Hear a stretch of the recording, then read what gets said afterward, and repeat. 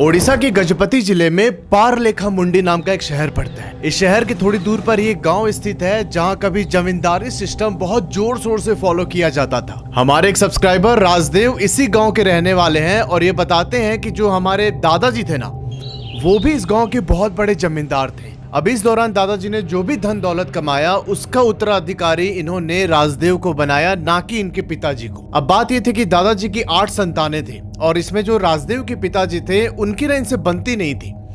मतलब राजदेव के पिताजी और उनके पापा में ऐसे अनबन रहती थी हमेशा। इसलिए दादाजी ने डिसाइड किया कि इनके बेटे का जो भी हिस्सा होगा ये इनके बेटे को ना देके अपने पोते को देंगे। और साथ ही इन्होंने राजदेव के पिताजी को उस पूरे प्रॉपर्टी का केयर टेकर नियुक्त कर दिया, क्योंकि राजदेव तो अभी छोटे थे। अब सुनो, राजदेव लिखते हैं कि हमारे उस गांव में 2 हवेलियां हैं, जिसमें से एक हवेली पिछले 184 साल से बंद पड़ी है। पर भाई पता है यहाँ सीन क्या चल रहा है? 2024 में राजदेव अपना ग्रेजुएशन कंप्लीट करके प्रॉपर्टी टेक ओवर करने से पहले जमींदारी राजाभिषेक के लिए अपने गांव जाने वाले थे। जैसे पुराने टाइम में राजकुमारों का राजाभिषेक होता है ना, ठीक वैसे ही। और भाई साहब यहीं से असली खेला चालू हो जाता है। कुछ ऐसा भयानक घटने वाला था जिसकी हम और आप कल्पना भी नहीं कर सकते। और मैं इस चीज की गारंटी दे सकता हूं कि आप में से मैक्सिमम लोग, 99% लोग सोच भी नहीं पाएंगे कि भाई किस लेवल की चीज हुई है इसके गांव के अंदर। फिलहाल आप वीडियो में राजदेव द्वारा भेजे गए ईमेल का स्क्रीनशॉट देख सकते हैं। दोस्तों, अभी आगे कहानी सुनाने से पहले मैं आपको पॉकेट ब्रोकर के बारे में बताना चाहता हूं। ये सिर्फ एक ऐप नहीं बल्कि एक कंप्लीट ट्रेडिंग इकोसिस्टम है जिसके थ्रू आपके अर्निंग्स में एक कंसिस्टेंसी रहेगी। यहाँ आपको किसी प्रकार के अकाउंट वेरिफिकेशन की जरूरत नहीं है। बस जो कमेंट सेक्शन में लिंक दिया गया है उसके थ्रू जाकर रजिस्टर करो और मेरा प्रोमो कोड यूज करना AROO, जिससे आपको आपके फर्स्ट डिपॉजिट पर मिलेगा 100% बोनस। पॉकेट ब्रोकर का क्विक ट्रेडिंग फीचर बहुत ही अमेजिंग है, जो यूजर्स को मार्केट में क्विक एंट्री और मुनाफा जनरेट करने में हेल्प करता है। 130 प्लस एसेट्स हैं। प्राइस चूज करो, ग्राफ अप या डाउन जाएगा ये प्रेडिक्ट करना है। एक्सपायरेशन टाइम चूज करो, 5 सेकंड से लेके 4 घंटे के बीच, और एक फिक्स रिटर्न के साथ ट्रेड ओपन करना है और कुछ ही टाइम में आपको इसका रिजल्ट भी देखने को मिल जाएगा। अगर आप मार्केट एनालाइज करने के लिए चार्ट्स के सामने कंटिन्यूअसली बैठना नहीं चाहते तो इधर आपको पेंडिंग ट्रेड्स का भी ऑप्शन मिलेगा। बस आप एंट्री टाइम और प्राइस सेट करो और जैसे ही आपका कंडीशन मैच हो जाएगा उधर ट्रेड ओपन हो जाता है। एडवांस ट्रेडर्स इसमें ट्रेड कर सकते हैं फॉरेक्स, स्टॉक्स, करेंसीज और इंडाइसेस में, और इसका एक्सेस आपको मिलेगा वाया MT4 एंड MT5। अच्छा, इसमें सबसे यूनिक फीचर है अल्ट्रा ट्रेड, जिसमें आप प्लेटफॉर्म के फंड से ट्रेड कर सकते हो। फॉर एग्जांपल, अगर $100 अल्ट्रा ट्रेड में अर्न होता है तो $92 का प्योर मुनाफा आपके अकाउंट में जाएगा। अल्ट्रा ट्रेड आप मार्केट के थ्रू या चेस्ट के थ्रू ले सकते हो, या फिर प्लेटफॉर्म के थ्रू एज अ गिफ्ट भी मिल सकता है आपको। और इसमें अगर ट्रेड लॉस होता है तो आपका कोई भी पैसा नहीं जाएगा, और साथ ही जो प्रॉफिटेबिलिटी है वो मिल जाती है 92% तक। अगर आप भी ट्रेडिंग को स्मार्ट, सिंपल और प्रॉफिटेबल बनाना चाहते हो तो नीचे कमेंट सेक्शन में जो लिंक है उसे रजिस्टर करो, मेरा प्रोमो कोड यूज करो और खुद फील करो। अब चलिए कहानी में वापस आते हैं। अब राजदेव लिखते हैं कि भैया जो मेरी फैमिली है ना, हम लोग खानदानी जमींदार है, मतलब राजा महाराजा और फिर ब्रिटिशर्स के टाइम से। और जो ओडिशा के अंदर इनका गांव है वहां पर भी इनका अच्छा खासा वर्चस्व रहा है। अब जैसा होता था ना पुराने टाइम में कि गांव का एक हेड होता था, उसकी एक दरबार लगती थी, वहां पर गांव के लोग अपना जो भी दुख सुख होता था वो जाते थे वहां बताने के लिए कि मुझे ये प्रॉब्लम हो रही है। तो जो वो विलेज हेड होता था वो उसका समाधान करता था। कुछ इस तरीके का सिस्टम रहा है राजदेव की फैमिली का। अभी इनके दादाजी के टोटल 8 बेटे थे, और जैसा मैंने बताया था कि इनकी राजदेव के पिता से नहीं बनती थी, तो जब ये अपना प्रॉपर्टी डिस्ट्रीब्यूशन कर रहे थे तब अपने बाकी बेटों को वहीं गांव के आसपास जो दूसरे गांव थे उसके अंदर जमीन, हवेलियां ये सब दे दी। और इन्होंने डिसाइड किया कि भाई मैं इस वाले बेटे का जो संपत्ति है वो इसके बेटे के नाम करूंगा, मतलब राजदेव के नाम करूंगा। तो जब राजदेव बड़ा हो जाएगा, मैच्योर हो जाएगा, तब वो जाके वो सब प्रॉपर्टी क्लेम कर सकता है। अभी होता ये है कि राजदेव के जो पिताजी थे ये थोड़े फॉरवर्ड थिंक करते, इनको बहुत ज्यादा इंटरेस्ट भी नहीं था भाई गांव की जमींदारी और ये सब संभालने में। इनके जो बाकी भाई लोग थे ये तो वहीं गांव के आसपास दूसरे गांव में रहते थे और इनका प्रॉपर चल रहा था जमींदारी सिस्टम। ये लोग अब भी वैसे हवेली में रहते और एकदम एक अच्छा रॉयल लाइफ जी रहे थे। पर राजदेव के पिताजी पहले ही भुवनेश्वर शिफ्ट हो चुके थे और भुवनेश्वर के अंदर ये लॉ प्रैक्टिस कर रहे हैं। अभी जो राजदेव की मम्मी है इनका एक अपना बिजनेस है और ये लोग एक बहुत हाई क्लास लाइफस्टाइल जीते हैं। अब राजदेव के दादाजी ने इनके पिताजी से बोल रखा था कि जब भी राजदेव ऐसे मैच्योर हो जाएगा, उसकी एज हो जाएगी, तब तुम सारी प्रॉपर्टी उसके हवाले कर दोगे और तब तक तुम इस प्रॉपर्टी की निगरानी करो, मतलब ऐसा केयर टेकर काम करो। राजदेव के पिताजी ने चुपचाप वो बात मान ली। अब यहाँ होता ये है कि राजदेव के पिताजी ने डिसाइड कर लिया था कि भाई मैं अपने बेटे को इन सब चीज में नहीं घुसने दूंगा, कि जाके वो गांव पे रह रहा है और वहां की चीजें देख रहा है। इसलिए इन्होंने स्टार्टिंग से ही बेटे को शहर में पढ़ाया लिखाया, अपना एक काबिल इंसान बनाया। अब फाइनली आता है साल 2024 जब राजदेव ने ग्रेजुएशन कंप्लीट कर लिया है और अब इनको प्रॉपर्टी क्लेम करने का टाइम आ गया था। अब यहाँ एक बहुत इंपॉर्टेंट चीज समझो कि इनकी फैमिली ने तो हमेशा से ही राजदेव को गाँव के माहौल से दूर रखा, पर ऐसा होता है ना कि हम जिस चीज के लिए मना किए जाते हैं कि भाई ये मत करो ये मत करो, हमारे अंदर और क्यूरियोसिटी डेवलप होती है कि यार क्यों मना कर रहा है, क्यों ना करे। राजदेव के अंदर सेम यही चीज हो रही थी। बचपन से ही उसको गांव से दूर रखा गया, तो इसके दिमाग में ये चलते रहा कि भाई जो मेरे बाकी बड़े पापा चाचा इन सब के बेटे हैं वो हमेशा बताते कि यार गांव पे ऐसी हवेली है, गांव पे इतने बड़े खेत है, एकदम राजा के जैसे हम लोग रह रहे हैं। तो इसके अंदर वो ना चीज बिल्डअप होने लगी कि ऐसा क्या है गाँव में, मतलब मैं भी जाके वो सब एक्सपीरियंस करना चाहता हूँ, क्यों मेरा हिस्सा नहीं है क्या, मेरे पापा क्यों नहीं जाने देते। तो ये सब चीजें एकदम बचपन से बिल्डअप होते रही और फाइनली टाइम आ गया था उस बिल्डअप का एंड होने का। और इस एंड के साथ ही एक बहुत भयानक चैप्टर की शुरुआत होती है। खैर ये चैप्टर बहुत पहले खुल चुका था जिसे राजदेव खुद फेस करने वाले थे। सुनना एकदम ध्यान से। अब राजदेव बताते हैं कि इनकी गांव में 2 हवेलियां हैं। एक हवेली में तो जो ये जमींदार परिवार के लोग हैं वो रहते हैं और दूसरी वाली हवेली बंद पड़ी है काफी टाइम से। अब देखो आज के टाइम पर तो वैसे पुराने जमाने वाला जमींदारी सिस्टम नहीं होता है कि भाई प्रॉपर एकदम विधिवत तरीके से दरबार लग रहा है, सब गांव वाले इकट्ठा हो रहे हैं, वो सब सिस्टम खत्म हो गया। पर आज भी राजदेव के परिवार की उस गांव में बहुत पहुंच है, इनकी बहुत पकड़ है उस गांव के अंदर। आज के टाइम में भी बहुत लोगों को जब कोई प्रॉब्लम होती है तो वो इनके ही परिवार वालों के पास आते हैं उसे सॉल्व कराने के लिए। अब जब राजदेव की उस प्रॉपर्टी को क्लेम करने की बारी आई तब उससे पहले ये एक रूल है कि आपको जो वो जमींदार का टाइटल है ना वो लेना पड़ेगा।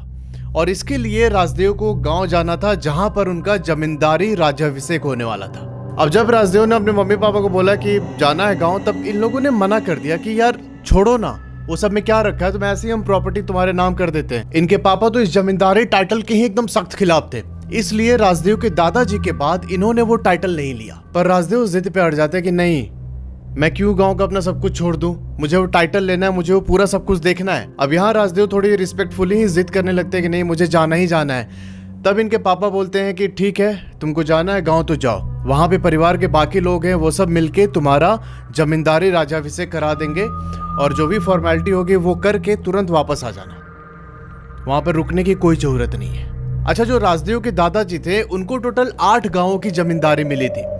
ये 8 गांव उन्होंने अपने 8 बच्चों में डिस्ट्रीब्यूट कर रखे थे। तो राजदेव को पिताजी को पता था कि अगर ये जाएगा राज्याभिषेक के लिए तो कोई प्रॉब्लम नहीं होगी, मेरे सारे भाई वहीं आसपास में ही हैं। अब गांव निकलने से एक दिन पहले जब राजदेव अपने पैकिंग के लास्ट स्टेज में थे तब इनकी मम्मी ना इनके पास आती है। वो एक बार और कोशिश करती है मनाने की, बोलती है कि मत जाओ बेटा। अब यहाँ राजदेव बिना कुछ रिएक्ट किए चुपचाप अपनी पैकिंग में बिजी थे। इन्होंने मम्मी को जवाब देने के लिए अपना मुंह उनकी ओर किया और भाई इससे पहले कि राजदेव कुछ भी बोलते इनको अपने मम्मी के चेहरे पर सिकन और बेचैनी साफ साफ दिखाई दे रही थी। राजदेव को ऐसा लग रहा था कि मम्मी कुछ बताना चाहती हैं पर ये किसी बंधन से बंधी हुई हैं, वो बोल नहीं पा रही है। और इसका कारण भी था, राजदेव की दादी जी ने राजदेव की मम्मी को साफ साफ बोल रखा था कि तुम कुछ बातें हैं उसके बारे में कभी भी हमारे पोतों से तुम डिस्कस नहीं करोगी, वो बातें हमारे खानदान में आगे ट्रांसफर नहीं होनी चाहिए। इनकी मम्मी चुपचाप वही चीज फॉलो कर रही थी। अब यहाँ राजदेव अपनी मम्मी को पास बैठाते और बोलते कि क्या बात है, तुम क्यों मना कर रही हो। तब इनकी मम्मी बोलती हैं कि पता नहीं, मेरा ना मन नहीं मान रहा है कि तुम उस गांव में जाओ। तब राजदेव बोलते कि नहीं मम्मी, एक बार जाना तो पड़ेगा ही ना, वहां पर पूरा कार्यक्रम सब कुछ फिक्स हो रखा है, मैंने सबको बोल रखा है कि मैं आ रहा हूँ। अभी जो हमारा खानदानी लेगेसी है इसको भी तो आगे बढ़ाना है, अब क्यों बार बार मुझे मना करती है, क्यों रोकती है मुझे गांव जाने से। तब यहाँ राजदेव की मम्मी थोड़ा थोड़ा कुछ उनको बताती है। वो बोलती है कि ठीक है तुम मानोगे तो नहीं, गांव जाकर ही रहोगे तो ठीक है जाओ, पर एक बात का बहुत अच्छे से ध्यान रखना कि जो वो पुरानी हवेली बंद पड़ी हुई है ना, कुछ भी हो जाए तुम उसके अंदर नहीं जाओगे। जो फॉर्मेलिटी जो पूजा वगैरह होता है उसके सामने जाके थोड़ी देर खड़े होके बाहर से देख लेना, पर तुम अंदर नहीं जाओगे चाहे कुछ भी हो जाए। और एक तो कोशिश करना कि भाई उस हवेली के सामने भी ना जाओ, एकदम लास्ट ऑप्शन रखना कि भाई सामने जाके वहां पर पूजा करना है। पंडित को ही बोल देना कि भाई आप जाके पूजा कर लीजिए। तो यहाँ राजदेव ने अपनी माँ का मन रखने के लिए बोल दिया कि अच्छा ठीक है मम्मी, मैं उधर नहीं जाऊंगा हवेली की तरफ, आप चिंता मत करो। लेकिन अंदर ही अंदर राजदेव को ये चीज एकदम खाए जा रही थी कि भाई मम्मी इतना बेचैन होके क्यों मना कर रही है मुझे उस हवेली के पास जाने से। इनके मन में एकदम कोलाहल सा बैठ गया। इनको लग रहा था कि भाई कानूनी तौर पर उस हवेली का मालिक मैं हूं, तो ये मेरी जिम्मेदारी है कि जो भी कुछ प्रॉब्लम है उसको फिक्स करे, क्यों मैं उस हवेली को ऐसे छोड़ दूं? अब ये सारी बातें एकदम एक तरीके से क्यूरोसिटी का बवंडर बन चुकी थी इनके शरीर में। ये बस जल्द से जल्द गांव पहुंचकर उन सारी चीजों का समाधान करना चाहते थे। अब यहाँ राजदेव फटाफट अपना बैग वगैरह पैक करते हैं और अगले दिन शाम के 5 बजे ये भुवनेश्वर से निकल जाते हैं अपने गांव जाने के लिए। भुवनेश्वर से इनके गांव जाने में कोई 6 घंटे का टाइम लगता है और फाइनली रात को 11 साढ़े 11 बजे के आसपास ये गांव पहुंच जाते हैं, जहां पर इनके बड़े पापा, चाचा, चाची ये सब लोग इनका इंतजार कर रहे थे। अभी जब राजदेव घर पहुंचे तब इनकी जो बड़ी मम्मी थी, इन्होंने खाना वाना बना के रखा था। ये सब लोग मिलके साथ में खाना खाते हैं और वो इनको ऐसे ही मजाक के बोलते हैं कि जाइए जमींदार बाबू, अपनी जमींदारी संभालिए। और अब राजदेव पहुंचते हैं अपने उस कमरे में जहां पर आज रात इनको रुकना था। ये बताते हैं कि जो वो कमरा था उसमें न सिर्फ जमींदार, जो मतलब हेड जमींदार होता है, वही रुकता है। अभी के टाइम पर जमींदार का टाइटल राजदेव के पास आने वाला है, तो सिर्फ इनको ही परमिशन है कि वो जाके उस रूम में रुकेंगे और उस रूम में कोई दूसरा ठहर नहीं सकता इनके साथ। अगर शादी हो गई है तो सिर्फ आपकी पत्नी आपके साथ उस कमरे में रह सकती है, बाकी और कोई भी नहीं। जब राजदेव उस कमरे में घुसे तो भाई इन्होंने देखा कि ये तो एकदम आलीशान सा हवेली जैसे पूरा राजघराने का कमरा होता है वैसा था। अब ये सीन देख के राजदेव एकदम चकाचौंध हो गए। इनको भरोसा नहीं हो रहा था कि भाई कुछ इस तरीके की लाइफस्टाइल मेरे पूर्वज जी रहे थे। अब ये चुपचाप उस कमरे के बेड पर जाके सो जाते हैं। अगली सुबह इनका जमींदारी राज्याभिषेक होने वाला था। अब अगले दिन ये सो के उठे, नहाया धोया, उसके बाद जो भी पूजा का कार्यक्रम था वो सब आयोजन किया गया और फिर अभिषेक होने के बाद पूरे गांव वालों के लिए ना रात्रि भोज का आयोजन किया गया था। अब इस भोज में सारे गाँव वाले पहुंचे। उन्होंने राजदेव को मतलब बधाई दी कि जमींदार साहब आपका स्वागत है गाँव में, और इनकी यहाँ गाँव वालों से इंटरेक्शन शुरू हो जाती है। अब यहाँ सीन ये था कि जो राजदेव के बड़े पापा थे वो ना इनकी इंट्रोडक्शन जो उस गांव के थोड़े प्रोमिनेंट लोग थे उससे करवा रहे थे। अब इसी बीच गांव वालों से मिलते मिलते राजदेव के सामने उसी गांव की एक बूढ़ी अम्मा आती है। उनकी उम्र करीब 88 साल थी और गांव पे सब उनको प्यार से देवी अम्मा बुलाते थे। अभी ये अम्मा गांव के अंदर पूजा पाठ करती थी और साथ ही किसी को कुछ नजर लग गया या ब्लैक मैजिक हो गया तो उसकी झाड़ फूक भी किया करती। राजदेव लिखते हैं कि उनकी उम्र तो 88 साल थी पर उनके अंदर ना एक अजीब सी शक्ति थी। मतलब वो बहुत फुर्तीले तरीके से कहीं भी आना जाना या फिर उठना बैठना सब कुछ कर पाती थी। अब जब ये सामने आई तब राजदेव ने इनको प्रणाम किया और उन्होंने राजदेव को आशीर्वाद देके बस बोला कि बेटा जो भी करना पर ध्यान रहे कि तुम ना उस पुराने वाली हवेली की तरफ मत जाना। इतना बोलकर वो देवी अम्मा वहां से अपने घर चली गई वापस। अब यहाँ राजदेव के दिमाग में फिर से वो चीज़ हिट की कि भाई यहाँ देवी अम्मा भी मना कर रही है। तो इन्होंने अपने बड़े पापा से पूछा, पर इनके बड़े पापा ने उस चीज़ के बारे में बात करने से ही मना कर दिया। उन्होंने बोला कि उस पुरानी हवेली का ऐसे रख रखाव करने के लिए एक केयर टेकर और 2 माली रहते हैं, उनसे जाके जो भी थोड़ी बहुत जानकारी लेनी होगी ले लेना, पर ध्यान रहे कि अंदर नहीं जाना तुम्हें प्लीज़। हमारे बहुत सारे पूर्वज जो हैं इस चीज़ को फॉलो करते आए हैं, तो तुम भी उसको मान लेना बेटा। और वहाँ पंडित द्वारा जो भी पूजा की जाएगी उसकी विधि कंप्लीट करने के बाद वापस अपने कमरे में आ जाना चुपचाप। अब यहाँ उस दिन जमींदारी अभिषेक का कार्यक्रम होने के बाद फाइनली राजदेव को जमींदार का टाइटल मिल जाता है। अगले दिन जो इनके बड़े पापा और चाचा लोग थे ये सब अपने अपने घर चले जाते हैं और राजदेव डिसाइड करते हैं कि भाई मैं ना अभी इस गाँव में ही रुकूंगा, यहाँ के जो लोग हैं इनसे थोड़ी बातचीत करूंगा और 1 सप्ताह थोड़ा बहुत यहाँ का सिस्टम समझने के बाद मैं वापस भुवनेश्वर चला जाऊंगा। अभी इस गांव के अंदर राजदेव के कुछ दूर के रिलेटिव भी रहते थे, तो ये लोग इसका ख्याल रखते हैं और जो गांव के गरीब लोग थे वो आते हैं राजदेव के पास और एक तरीके से राजदेव उनसे बातचीत करता, उनके प्रॉब्लम समझता और जो भी हो सकता था इनसे उसे सॉल्व करने की कोशिश करते। अब अगले 3-4 दिनों में राजदेव की गाँव वालों से काफी अच्छी बॉन्डिंग हो जाती है। अब यहाँ राजदेव के मन में बार बार आ रहा था कि भाई जो गाँव के पुराने लोग हैं उनसे एक बार ये पूछे हवेली के बारे में कि क्या हो गया, क्यों बंद पड़ी है। पर इन्होंने फिर खुद को कंट्रोल किया और एक दिन खुद ही डिसाइड किया कि भाई मैं जाके ना वहां पर देखता हूँ एक बार, कि पता चले कि वो दिखता कैसा है, मतलब क्या ऐसा फील होता है वहां खड़े होके। मैं एक बार ये एक्सपीरियंस करना चाहता हूँ। राजदेव एक दिन उठ के पहुंच जाते हैं उस पुरानी हवेली पे जो पिछले 184 सालों से बंद पड़ी है। अब जब ये हवेली के सामने जाकर खड़े हुए तब ये देखते हैं कि वो एक बहुत ही प्राचीन और वीरान पड़ा हुआ बिल्डिंग है। पर ये बताते हैं कि जो वो हवेली की पूरी आर्किटेक्चर थी वो दिखने में काफी अट्रैक्टिव लग रही थी। अब मेरा मन अंदर से बहुत ज्यादा कर रहा था कि भाई मैं एक बार इसके अंदर जाके देखूं कि अंदर से कैसा दिखाई पड़ता है, पर इतने लोगों ने मना किया था कि अंदर मत जाना। इसके वजह से राजदेव खुद पे कंट्रोल कर रहे थे। अब जब राजदेव वहां कंपाउंड में पहुंचे तब जो हवेली का केयर टेकर है वो बाहर आता है। अब जो केयर टेकर है उसे थोड़ा बहुत उधर की साफ सफाई के लिए रखा गया था, ये आते हैं राजदेव के पास और उनको प्रणाम करते हैं। फिर राजदेव इनसे हालचाल पूछते हैं और इन्होंने केयर टेकर से पूछ लिया आखिर में कि क्या हो गया, हमारे खानदान का कोई इधर क्यों नहीं आता, क्या ऐसी दिक्कत आ रखी है इस हवेली में। तब जो केयर टेकर था ना, वो आगे कुछ भी बताने से हिचकिचा रहा था। उसने बात को पलटने की कोशिश की कि अरे मालिक, ये ना बहुत वीरान पड़ी है हवेली, जर्जर अवस्था में है, तो इसके वजह से कोई इधर नहीं आता है। पर यहाँ राजदेव को साफ साफ पता चल रहा था कि भाई ये केयर टेकर बात पलट रहा है।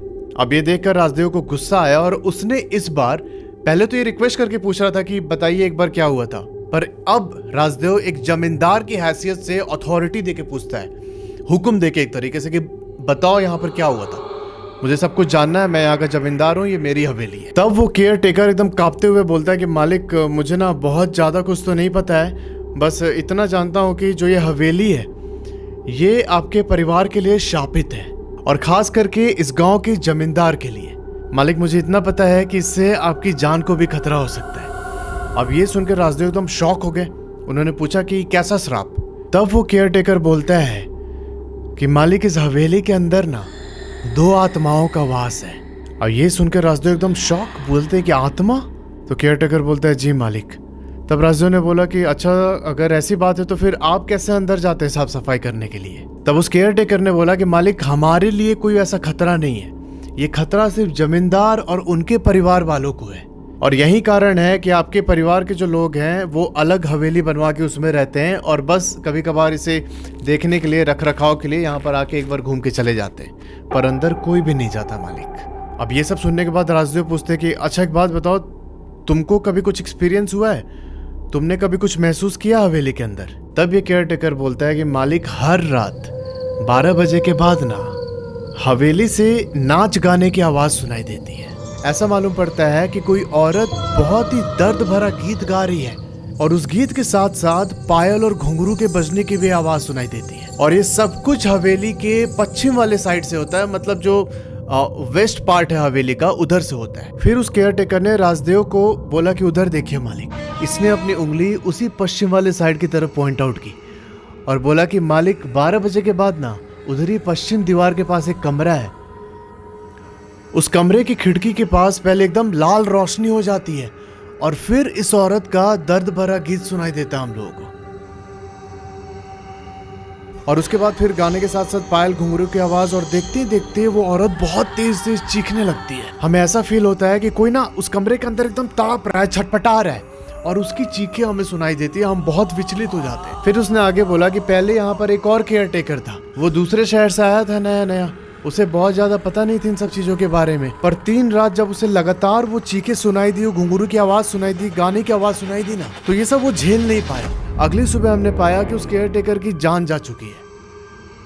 डॉक्टर ने बोला कि हार्ट अटैक की वजह से ये मरा है। अभी हमारा दायित्व है कि हम आपको सुरक्षित रहें। अभी यहाँ मैं और 2 माली रहते हैं जो आसपास जो गार्डनिंग का काम होता है वो सब करते हैं। हम बस भगवान से यही प्रार्थना करते हैं कि आप एकदम सुरक्षित रहें, सही सलामत रहें, क्योंकि मालिक आपके पूर्वजों का बहुत कर्ज है हमारे ऊपर। अभी जो ये केयर टेकर था ये भी उस हवेली का खानदानी रख रखाव करने वाला था, मतलब इनके बाप दादा परदादा ये सब लोग अपने अपने टाइम पर इस हवेली की देखभाल करते थे। और वही सेम चीज अभी ये केयर टेकर फॉलो कर रहा है। ये बोलते हैं कि मालिक, हमारा मन तो नहीं करता कि हम यहाँ पे रहें, रोज जान का खतरा रहता है, पर क्या करें, आपकी और इस हवेली की सुरक्षा हमारी जिम्मेदारी है, तो उसे फर्ज समझ के हम बस यहाँ पर अपनी ड्यूटी दे रहे हैं। अब मैं आपसे हाथ जोड़ के विनती करता हूँ कि प्लीज आप इस हवेली के अंदर नहीं जाएंगे।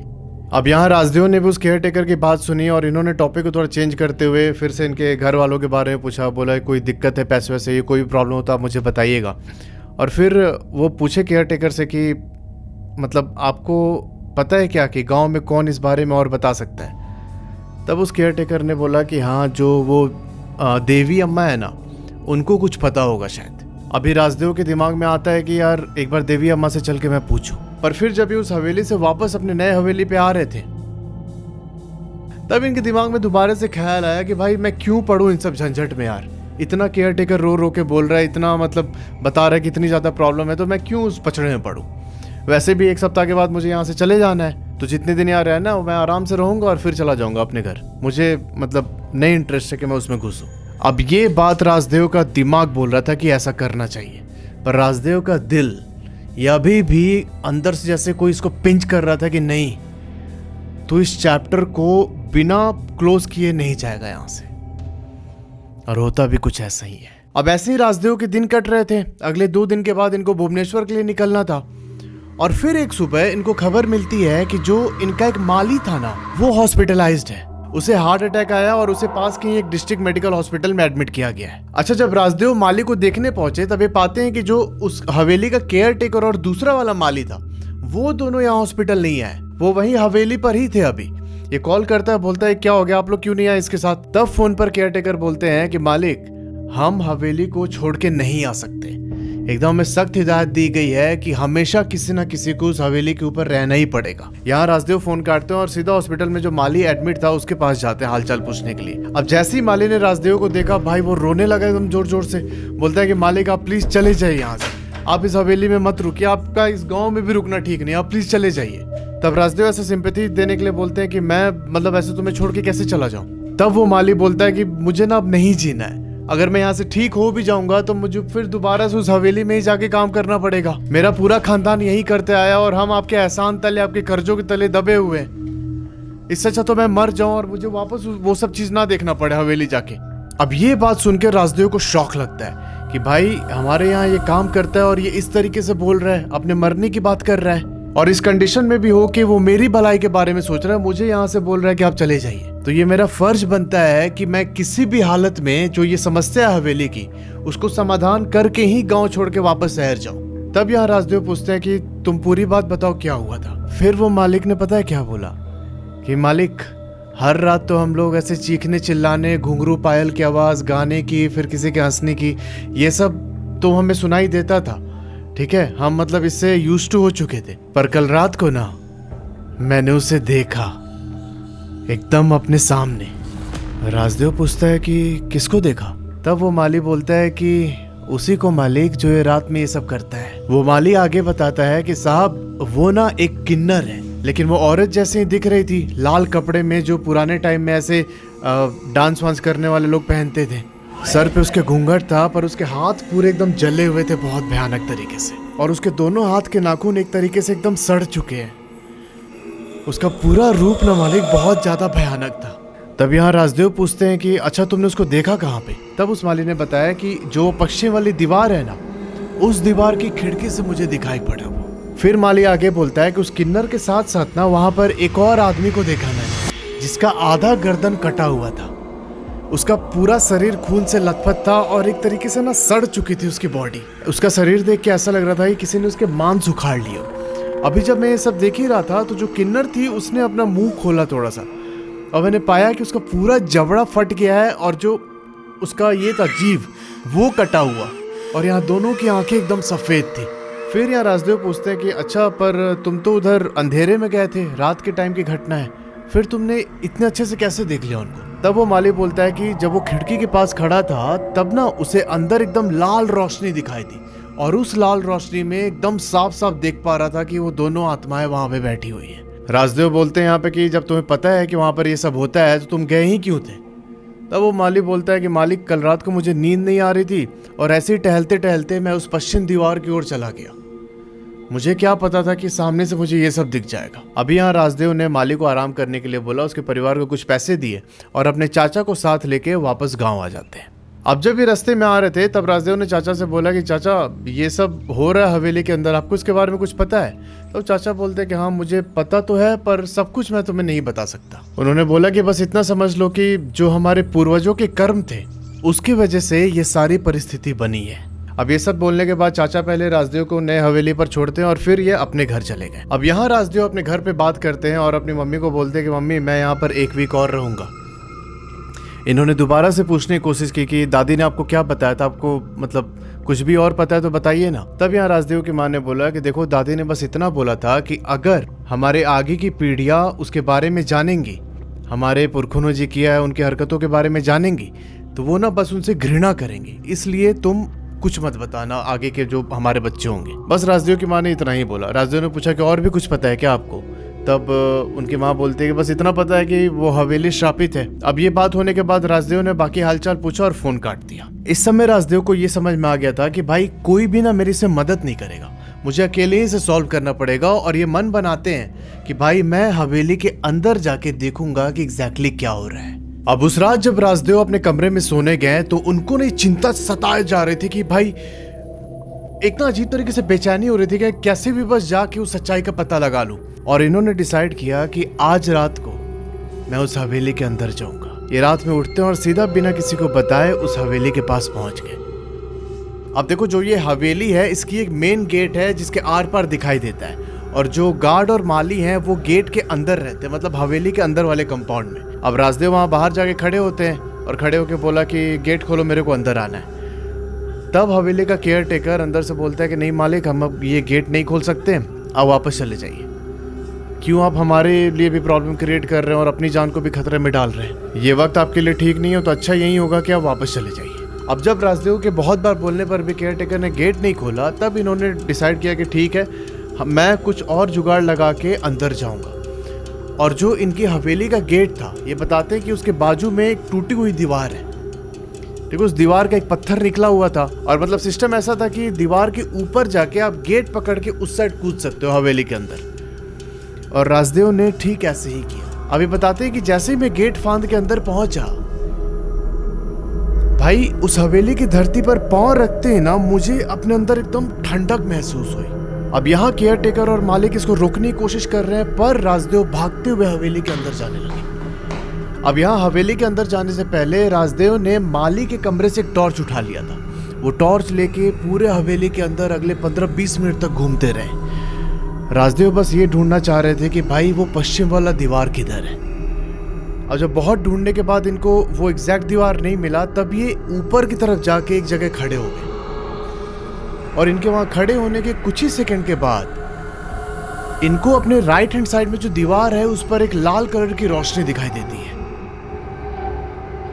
और भाई उस लाल रोशनी के साथ ही वहीं दर्द भरी आवाज में गाना और घुंघरू पायल की आवाज आने लगी।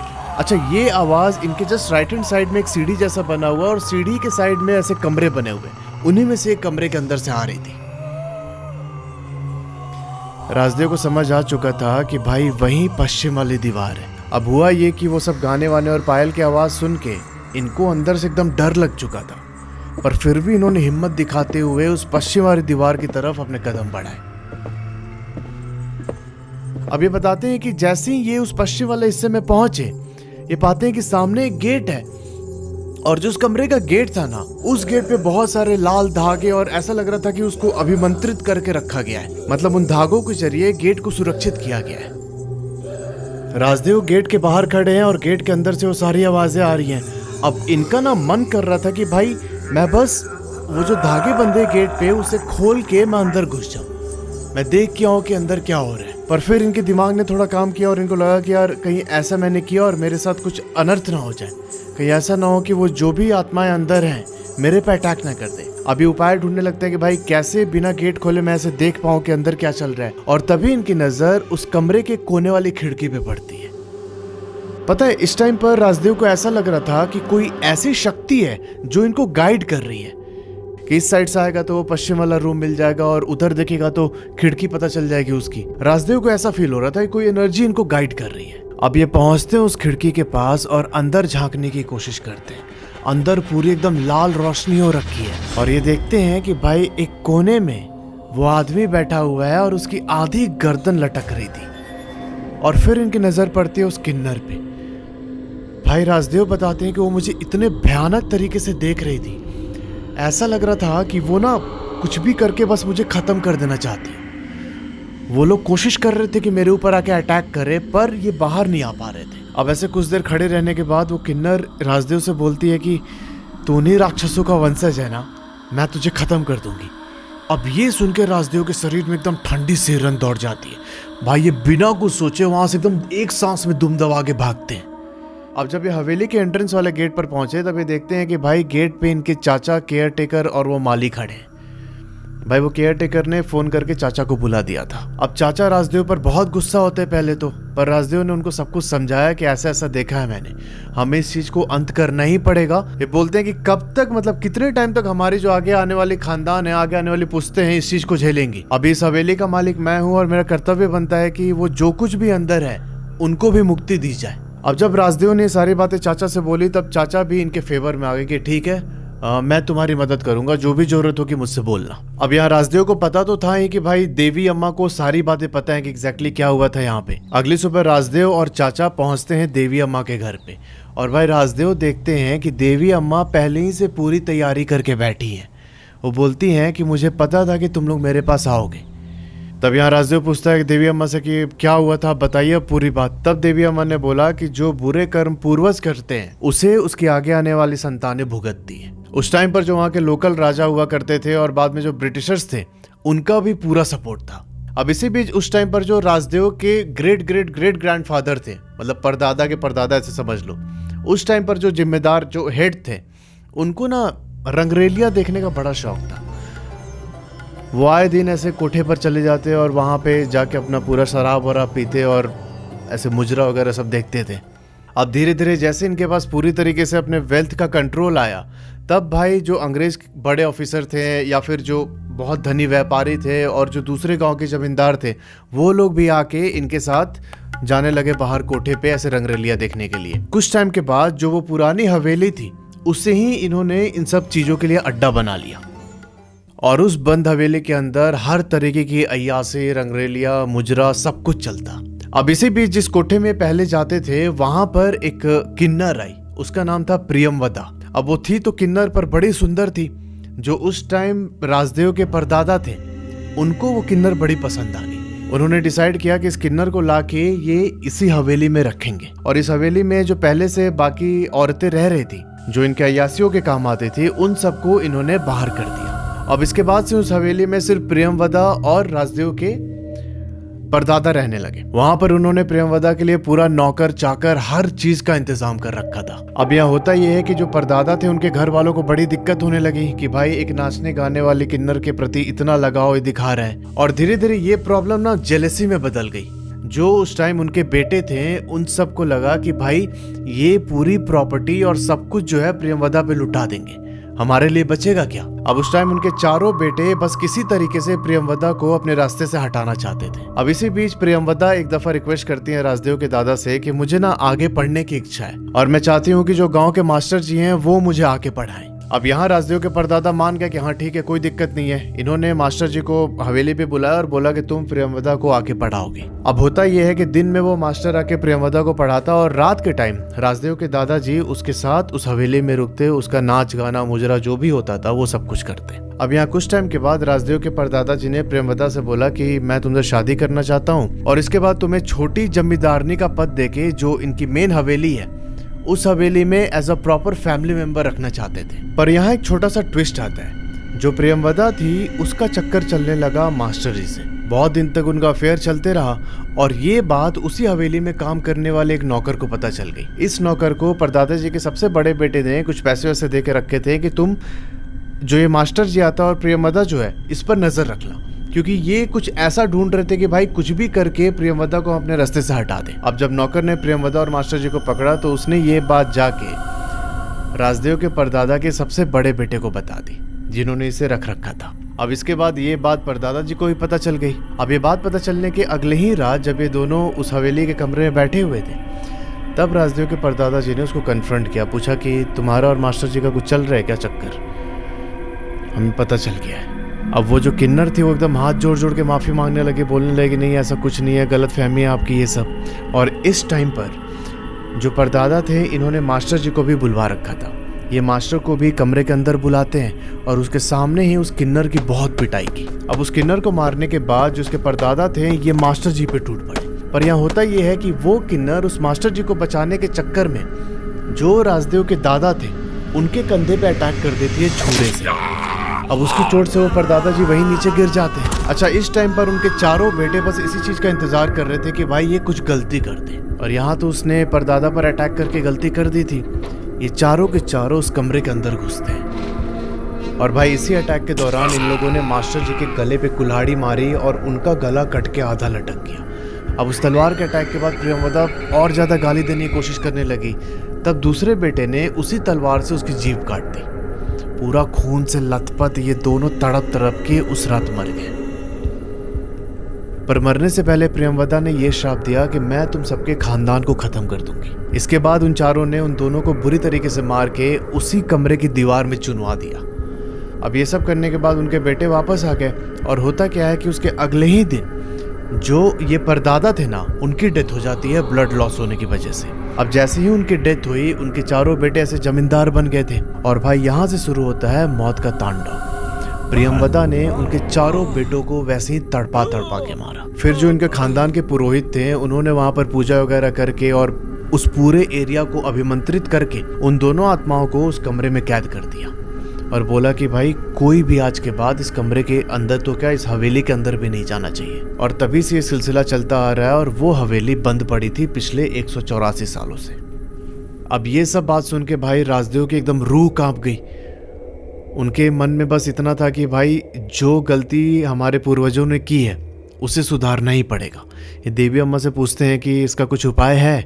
तब उन्होंने बोला कि तुम्हें उसी कमरे के अंदर बैठ के महायज्ञ करना होगा। तुम उन आत्माओं से क्षमा मांगो और उनकी जो भी सड़ी गली जो भी बॉडी है जो दीवार में चुनवा रखी है उसे इकट्ठा करके उसका प्रॉपर तरीके से अंतिम संस्कार करो। अब भाई यहाँ राजदेव अपने कुल के पुरोहित, 8 पंडित और कुछ तांत्रिक को लेके उस कमरे में पहुंचते हैं और इन्होंने अपने हाथ से ही उस कमरे का गेट खोला। ये बताते हैं कि जैसे ही मैंने गेट खोला मुझे बहुत अजीब सी ठंडक महसूस हुई। फिर ये वहीं अपने घुटनों पर बैठ जाते हैं और हाथ जोड़ के अपने पूर्वजों के किए कर्म के लिए क्षमा मांगने लगे। अब इसके बाद उन्होंने कमरे के अंदर महायज्ञ शुरू किया और फिर जो एक तांत्रिक थे उन्होंने एक नींबू उठा के उसमें कुछ मंत्र फूका और उस नींबू को ना कमरे के अंदर ही छोड़ दिया। मतलब उस मंत्र में ये इंस्ट्रक्शन था कि ठीक तुम उसी जगह जाके रुको जहां पर उनकी बॉडी को चुनवाया गया है। और थोड़ी देर के बाद वो नींबू दीवार के एक हिस्से के पास जाके रुक जाता है। भाई साहब उस दीवार को पूरा खुदवा के इन लोगों ने जो भी थोड़ा बहुत उनका डेड बॉडी स्केलेटन जो भी पड़ा था, सड़ा गला, वो सब उठाया और मिल के उसका मतलब जला के उसको अंतिम संस्कार किया गया। अब भाई राजदेव बताते हैं कि जब ये लोग महायज्ञ कर रहे थे ना, तो उस अग्नि में इन्होंने उन दोनों स्पिरिट्स की एकदम ओरिजिनल फोटो देखी। ये देखते हैं कि वो मास्टर जी और वो किन्नर दोनों एक दूसरे का हाथ पकड़े हैं और उनका चेहरा एकदम नॉर्मल था जैसे वो अपने ओरिजिनल स्टेट में थे। अब जैसे ही राजदेव को अग्नि में वो दोनों दिखे, इन्होंने पुरोहित की तरफ अपना मुंह किया। पुरोहित ने बोला कि हाथ जोड़ के अभी इनसे क्षमा मांगो और बोलो कि आज से आप लोग मुक्त हैं। राजदेव ने ठीक एकदम वैसे ही किया और देखते ही देखते वो दोनों अग्नि में गायब हो गए। इसके बाद अब महायज्ञ खत्म होता है और उन दोनों आत्माओं को फाइनली मुक्ति मिल गई। राजदेव बताते हैं कि इसके बाद उन्होंने हवेली को पूरी तरीके से तोड़वा दिया और उस जमीन को ये सरकार को दे देते हैं। राजदेव बताते हैं कि आज के टाइम पर जो वो जमीन है उस पर जो आसपास के गांव के बच्चे हैं उन्होंने उसे अपना खेलने का ग्राउंड बना लिया है। और फाइनली राजदेव ने बोला कि शायद मुझे ऐसा लग रहा था कि मुझे चुना गया है अपने इस फैमिली कर्स को खत्म करने के लिए। तो यार ये थी पूरी कहानी। अगर आपके जानने में ऐसा कोई इंसिडेंट हुआ है तो नीचे जो ईमेल आईडी आ रहा है उस पर अपनी स्टोरी मुझे भेज सकते हैं। मिलता है आपसे अगले वीडियो में, तब तक के लिए अपना ध्यान रखो और हर हर महादेव।